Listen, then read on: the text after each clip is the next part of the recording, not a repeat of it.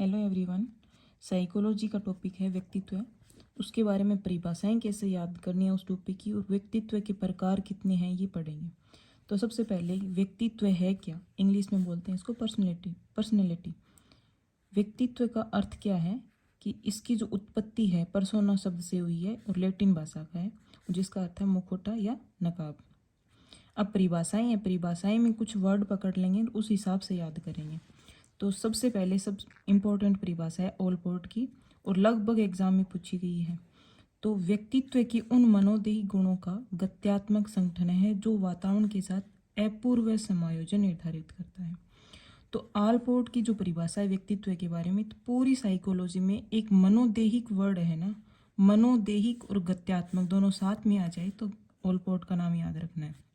जहाँ भी आपको दिखे कि मनोदेहिक गुण और गत्यात्मक दो वर्ड पकड़ लो और उसके हिसाब से ओलपोर्ट करना है। अगला है बोरिंग, जो इम्पोर्टेंट परिभाषा है इसकी। ये 3rd ग्रेड की जो एग्ज़ाम हुई थी 2013 में, उसमें आया हुआ टॉपिक है।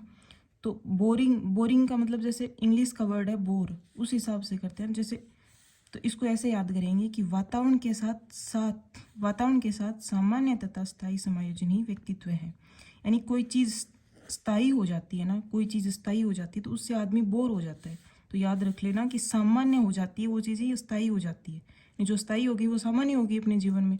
तो जो सामान्य स्थायी चीज़ें हैं उससे आदमी बोर हो जाता है। तीसरा है वैलेंटाइन की। तो व्यक्तित्व जन्मजात तथा अर्जित प्रवृत्तियों का योग है, यानी जन्मजात और अर्जित प्रवृत्ति है वो वैलेंटाइन की परिभाषा है। दूसरा है वुडवर्थ कहता है कि वंशानुक्रम और वातावरण है उसका गुणनफल है। तो वुडवर्थ की परिभाषा याद करनी, वुड यानी लकड़ी ऐसे याद करो। वुड से अर्थ निकलता है तो समूचा गुण, यानी पूरा का पूरा गुण जो है वो किस में होता है, वुड में, लकड़ी में। तो इस हिसाब से याद कर लो कि वातावरण व वंशानुक्रम और वातावरण का गुणन ही क्या कहलाता है, व्यक्तित्व कहलाता है। अब वाटसन कहता है कि जो कुछ भी हम करते हैं वही व्यक्तित्व है। ये इम्पोर्टेंट परिभाषाएं हैं और ये याद कर सकते हैं अपने 2 परिभाषा और।